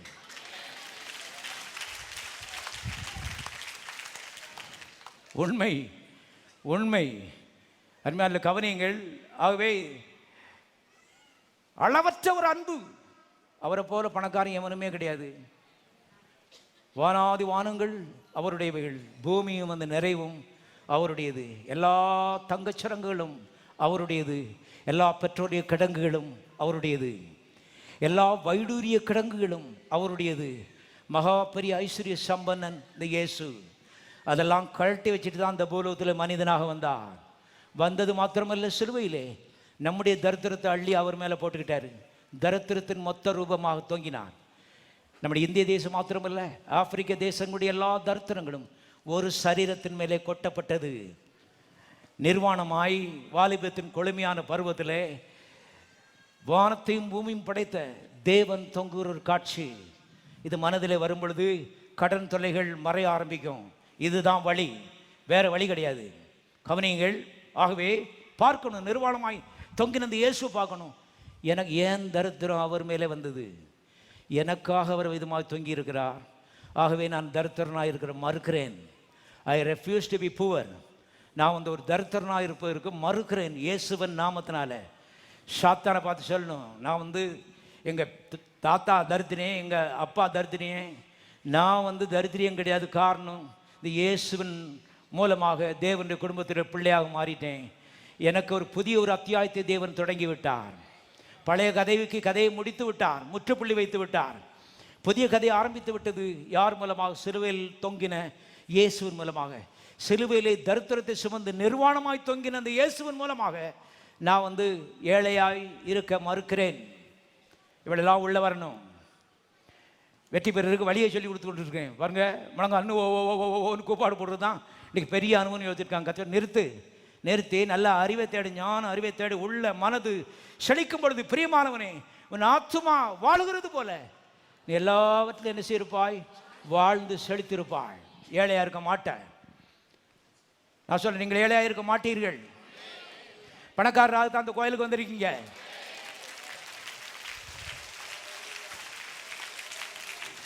தற்செயலாய் நீங்கள் இங்கே வரவில்லை. கர்த்தருடைய ஆவியானவர் உங்களை இங்கே அழைத்து கொண்டு வந்திருக்கிறார். காரணம், உங்களை குறித்து தேவனுக்கு ஒரு மேலான திட்டம் இருக்கிறது. பாட்டையும் பூட்டையும் காலத்தில் இந்த தலைவிதியை கர்த்தர் மாற்றி ஒரு புதிய சந்ததியை உருவாக்குறது தான் கல்வாரி சிலுவையில் நிர்வாணமாய் அவர் தொங்கினான். இதை அருமையான பார்க்கும் பொழுது, ராத்திரி போலாம் பார்த்து மனதில் அதை வச்சு வாயில் வைக்கும் பொழுது அருமையானே ஆவியானவர் அற்புதங்களை செய்கிறார். எப்படி காரியங்கள் நடக்கிறது தெரிந்து ஒன்னால் இந்த கடன் தொல்லையிலிருந்து மீள முடியாது, தேவனுக்கு முடியும். ஒன்னால் பணக்காரனை ஆயிர முடியாது, தேவனுக்கு முடியும். எப்போ நீ மனதில் சில மாற்றங்களை ஏற்படுத்தும் பொழுது ஏன் தரித்திரம் முடியுது. ஆகவே நான் தரித்திரனாக இருக்க வேண்டிய தேவை கிடையாது. நான் இதை நம்புகிறேன் ஆண்டவரே, வேற ஒன்றும் எனக்கு செய்ய முடியாது. ஒன்றை நீங்கள் தெரிந்து கொள்ளுங்கள், உங்களால் செய்ய முடியாத காரியத்தை உங்களை செய்ய சொல்ல மாட்டார் கர்த்தர். ஆனால் முடிந்த காரியத்தை நீ செய்தி என்ன, முடியாத காரியத்தை அவர் செய்வார். எல்லாரும் கரங்களை தெரிவித்து சோதரிப்போம்.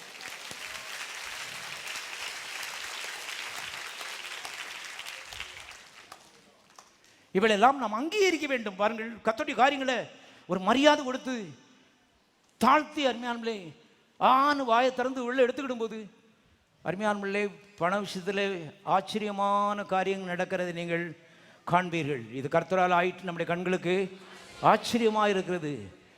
கடன் எப்படி போச்சு, எப்படி தீர்ந்து போச்சு எனக்கே தெரியல. ஒன்றல்ல, ஏராள மக்கள் விதமாக இங்கே சொல்லிக் கொண்டு இருக்கிறார்கள். பாருங்கள், ஒரு சகோதரனை பற்றி ஞாபகம் வருகிறது. அஞ்ஞான மார்க்கத்தில் இருந்தவர் ஒரு நாள் கோயிலில் வெளியே வந்து நின்றுட்டு இருந்தாராம். நீயோ கடன் வாங்காதிருப்பாய், அநேக ஜாதிகளுக்கு கடன் கொடுப்பாயின்னு நான் பிரச்சனை பண்ணேன். பாருங்க, அவர் வந்து அவ்வளவு பயங்கரமான கடனுக்குள்ள வந்து தவிச்சிட்டு நடந்தவர். பாருங்க, அந்த சத்தம் சொல்றாரு, என்னை பிடித்து கொண்டது. ராத்திரி படுக்கும்போதும் அதுதான், விடிய காலம் எழும்புனா நீயோ கடன் வாங்காதிருப்பாய், அநேக ஜாதிகளுக்கு கடன் கொடுப்பாய். அவர் பிள்ளை என்னை வீட்டுக்கு கூட்டிகிட்டு போயிடுச்சு. அவர் வேண்டான்னு சொல்லியிருக்காரு. காரணம், உட்கார்றதுக்கு ஒரு சேர் கிடையாது. அவர் ஆடிட்டர் வேலை பார்க்காரு, உட்கார்றதுக்கு ஒரு சேர் கிடையாது. டீ கடையில் பாஸ்டருக்கு டீ வாங்கி கொடுக்க காசு கிடையாது. அப்படிப்பட்ட நிலைமையில் பாருங்க, அப்படிப்பட்ட நிலைமையில் அருமையான அன்றைக்கு பல்லாயிரக்கணக்கான கடன் எல்லாம் எப்படி போச்சோ தெரியாது, அப்படி என்ன செய்துட்டது, மறைந்து விட்டது. இன்றைக்கு லட்சாதிபதிகளாய் மாறிவிட்டார்கள். உண்மை உண்மை உண்மை, லட்சாதிபதியாய் மாறிவிட்டார்கள். பிள்ளைகள்லாம் படுக்க போட்டுட்டு இதிலெல்லாம் எங்கே நம்ம கரையேற்ற போகிறோம், ஏன்னா வயிற்றில் வியாதி வேறு, காலத்துக்கு முன்னால் செத்து போவோம் சொல்லி அழுதுகிட்டே இருப்பாரா ராத்திரி 2 மணிக்கு.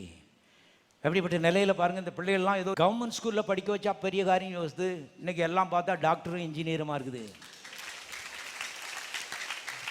தேவனாலே கூடாத காரியம் ஒன்றுமே இல்லை. மனிதன் மாறும் பொழுது இவ்வளெல்லாம் நடக்கிறது. அதான் விவரம். மனிதன் மனதில் உள்ளத்தில் மாறிட்டோம். இயேசுவே உள்ளே வாரும் என்று கூப்பிடும் பொழுது கர்த்தர் பழைய உள்ளத்தை பிடுங்கி எடுத்துட்டு புதிய உள்ளத்தை வச்சுட்டாரு. இப்போ மனது இந்த அருமையான பிள்ளை இந்த நல்ல விசேஷங்கள்னால இந்த மனது நிறையணும். தேவனை பற்றி ஒரு அன்பு, பாராட்டு, நன்றி இவள் நான் நிறைந்திருக்கும் பொழுது யாரையும் பார்க்க எனக்கு தேவையில்லை. எனக்கு ஒரு நல்ல பங்கை தேவன் என்ன செய்திருக்கிறார், வைத்திருக்கிறார். அதுதான் அப்போஸ்தலனாகிய பவுல் சொல்லும் பொழுது, என் தேவன் தம்முடைய மகிமையின் ஐஸ்வர்யத்திலிருந்து உங்கள் குறைவை எத்தனை, எல்லா குறைவுகளையும் நிறைவாக்குவார். எல்லாரும் சொல்லுவோம், என் தேவன் தம்முடைய மகிமையின் ஐஸ்வர்யத்திலிருந்து என்னுடைய எல்லா குறைவுகளையும் இம்மையிலே நிறைவாக்குவார்.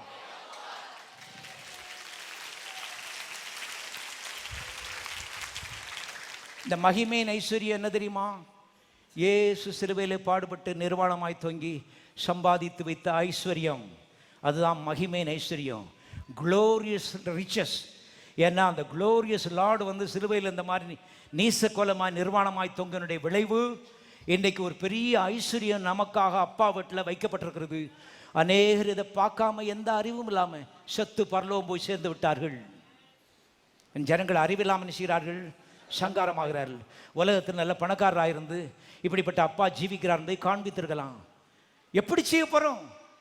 மனதும் சிறுவையை பார்க்கட்டும், அப்படியே அன்பை பார்க்கட்டும். இந்த ஒன்று தான் நீ செய்ய வேண்டியது, மற்றதெல்லாம் அவருடைய வேலை. கடைசியாக அருமையானவர்களே, ஆசீர்வாதம். கலாத்தியர் 3:13 மரத்திலே தூக்கப்பட்ட எவனும் சபிக்கப்பட்டவன் எழுதியிருக்கிறபடி கிறிஸ்து நமக்காக சாபமாகி சாபத்திற்கு நம்மை நீங்களாக்கி மீட்டு கொண்டார். கவனிங்க, சாபம் இருக்கிறது அருமையான பில்லி சுனியம் செய்வனன்னு சொல்கிறாங்க. இதெல்லாம் சாபம். பாருங்கள், இன்றைக்கி அநேக மக்கள் ராத்திரி போகலாம் பில்லி சுனியம் அது இதுன்னு முட்டை வச்சுட்டான், வீட்டு படியில் சேவக்கொடி ரத்தத்தை கொண்டு ஊற்றிட்டான். இதுதான் பேச்சாக இருக்குது இன்றைக்கி எங்கே போனாலும். பாருங்கள், ஒரு விசுவாசி வீட்டுக்கு ஒரு பிரச்சனையார் போனார். போனோடனே அந்த அம்மா சொன்னாங்க, அங்கே நெல்லுங்கய்யா, அங்கே நெல்லுங்கய்யா அப்படின்னாங்க. அந்த படிக்கிட்ட போனோடனே என்ன விவரம்னு கேட்டார். இந்த 2வது படியில் தகடு வச்சிருக்கியா, அதனால் நீங்கள் அதை தாண்டி குதிச்சுங்க வந்துருங்க அப்படின்னா. அவர் சொன்னாராம், நல்ல மிதிச்சுட்டு தான் நினச்சிவேன். ஒரு போட்ஸ் காலை போட்டு மிதிக்கணும், முதல்ல அதை மிதிச்சுட்டு தான் அதுக்கப்புறம் வீட்டுக்குள்ளே ஒன்று வரப்போகிறேன்னு சொன்னாராம். இந்த மாற்றம் வரும் வரைக்கும் வீட்டில் செய்வன தொல்லை ஒரு நாள் நினச்சாது மாறாது. தேவ சத்தத்தை கற்றுக்கொண்டு இருக்கிறீர்கள். அருமையான கல்வாரிக்கு முன்னால் எந்த வேலையும் காமிக்க முடியாது.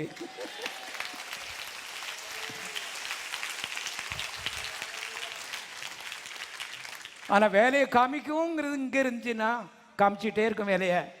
எங்கே எழுதி போடலாம், எத்தனை பிரச்சனையார் வந்தும் ஜெபிக்கலாம். உங்களுடைய கேள்விகளுக்கு நான் பதில் சொல்லிட்டு இருக்கேன். அருமையால் கவனியங்கள், பிரச்சனை இங்கே தான் இருக்குது, மனதில் இருக்கிறது. அதை நாம் மாற வேண்டும். யாரோ ஒருத்தர் வந்து ஐயாவுக்கு தகடு எடுக்கிற வரம் இருக்குதான், கூட்டிட்டு வாங்குறேன். ஹோட்டலில் ரூம் போட்டு எல்லாம் செஞ்சு ஐயாவை வீட்டுக்கு கூட்டி வந்துடும். அவர் போனதுக்கப்புறம் நீங்கள் தானே இங்கே இருக்கீங்க. நீங்கள் மாறு வரைக்கும் ஒன்றும் மாறப்போதில்லை. ஏன்னா அந்த பிசாசுக்கு நல்லா தெரியும், வந்தா தம்பி நமக்கு இடம் கொடுத்துருக்கான், வா வா வான்னு கூப்பிடுறான். கவனிங்களாகவே செய்வன பில்லிஸ் யூனியன் சொல்கிறவங்க, இயேசுநாதர் இந்த தகடெல்லாம் எடுத்து அவர் மேலே நினச்சிக்கிட்டாரு, போட்டுக்கிட்டார். எல்லாரும் கரங்களை ஊற்றி சோதரிப்போம். எல்லா தகடும் எல்லா முட்டையும் எல்லா சேவக்கோழி ரத்தமும் இயேசு மேலே. அவர் சொன்னார், புல்லட் ஊற்று எல்லாத்தையும் இங்கே. அது ஓன்ட்டு வந்து நான் வாங்கிக்கிட்டேன். இப்போ ராத்திரி பகலாக வந்து நீ வந்து முட்டை தகடுன்னு பேசிகிட்டு இருக்காது, அது தேவ தூஷணம். அது இப்போ கல்வாரியில் ஏற்பட்ட கிறிஸ்து ஆண்டவர் நமக்கு நன்றி. இது என்கிட்ட இல்லை, உம்மட்ட இருக்குது. அதற்காக நீர் தண்டனையை சிறுவையில் என்ன செய்து விட்டீர், அனுபவித்து விட்டீர். கணக்கு தீர்ந்தது, செய்வன கணக்கு.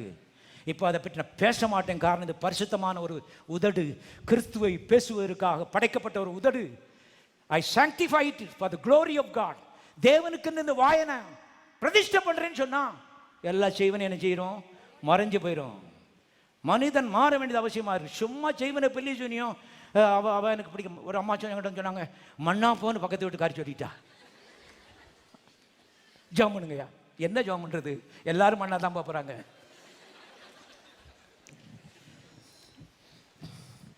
என்ன விவரம்னா, அந்த அம்மாவுக்கு பயம் வந்துருச்சு பாருங்க. உடனே விடிஞ்சா மண்ணா போயிடும், படுக்க போகும்போது மண்ணா போயிடும். எல்லாரும் மண்ணா தான் பார்க்குறாங்க. இப்போ இந்த பயத்தினாவே துரத்தணும். மண்ணு போ தூர இயேசுவின் நாமத்தினால. நான் வந்து பொண்ணா போகிறேன்.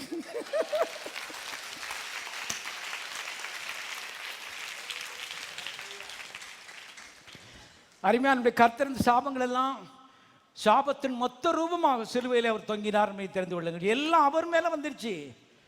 எவ்வளவு பெரிய ஒரு அன்பு. அருமையான தேவனுடைய பிள்ளை, இதுக்கு மேலே ஒரு உதவியை அவர் செய்ய முடியாது. அவர் சொல்ற, எவன்கிட்ட கொடுத்துரு, யூ ஆர் ஃப்ரீ, போ. இப்போ நீ சிவனை பற்றி நினைக்காத, என்னை பற்றி என்ன செய்.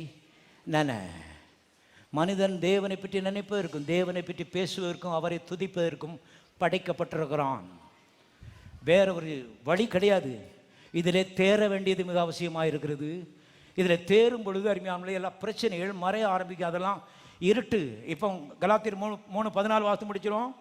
ஆபிரகாமுக்கு உண்டான ஆசீர்வாதம் கிறிஸ்து இயேசுவினால் பிரஜாதிகளுக்கு வரும்படியாக இப்படி ஆயிற்று.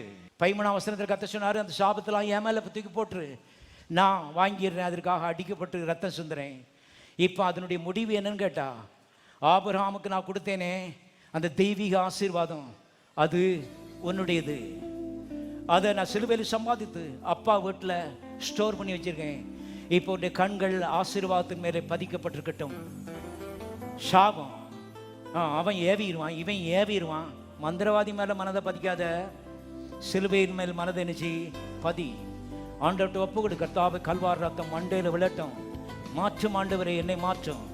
எங்கள் முகவரி ஜீவ வார்த்தை ஆலயம், Madakkulam road, Palanganatham bus stand வழி, மதுரை, தென்னிந்தியா. தேவன் தாமே உங்களை ஆசீர்வதிப்பாராக. ஆமென்.